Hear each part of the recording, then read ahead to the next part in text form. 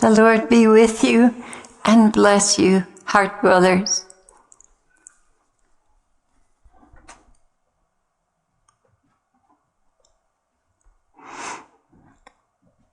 Today in our get-together and prayer, one of the sisters had a very beautiful experience tending to the Lord's wounds in the Spirit. Very profoundly beautiful experience. And she'll be sharing that. That'll come up. And this message is coming right after it, so you'll understand the sequence. Another sister had some beautiful experiences, an open heaven kind of experience where she saw beautiful things and was with the Lord during prayer. And she shared that with us. And the Lord said, I'm glad you mentioned that truth about spiritual favors. It's not so much that you receive them as it is how you use them. My children, I give you these signs of my great affection for you to strengthen, My children, I give you these signs of my great affection for you to strengthen you in this journey, which can be a sheer hell for some. For instance, those living in the Ukraine who have experienced their worst nightmare, but still in real life, they are so broken, many no longer care to live. Oh, Jesus, please visit them with your consolations and give them hope. He continued, to be honest with you, beloved, death would be welcomed by many of them, even with my consoling love. There comes a time in a person's life where living has nothing to offer but pain and sorrow. These people are terribly downtrodden, like life no longer holds anything good for them. Yet there are those who are survivors and are reaching out to me as never before in their lives. The words, blessed are the wombs that never bore, best describes their state of mind. You have never experienced the depression they are going through, but Americans will, for soon parts of this country will resemble the Ukraine. Please, Lord, speak your heart to us. He continued, I want all of you, my brides, to spend time with me in the garden. I long to be comforted by you. What I must endure every day is so very heavy and dark. I long for the tenderness of my bride and her fragrant offerings of love. This is where I need you the most right now. I know your heart for the world and I honor your prayers, but I also need comforting. So please find time to dwell in your garden with me.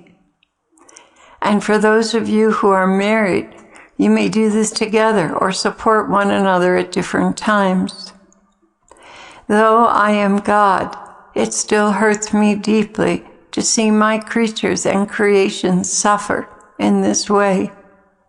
I see, feel, and understand so much more than you do, and it is most painful to me.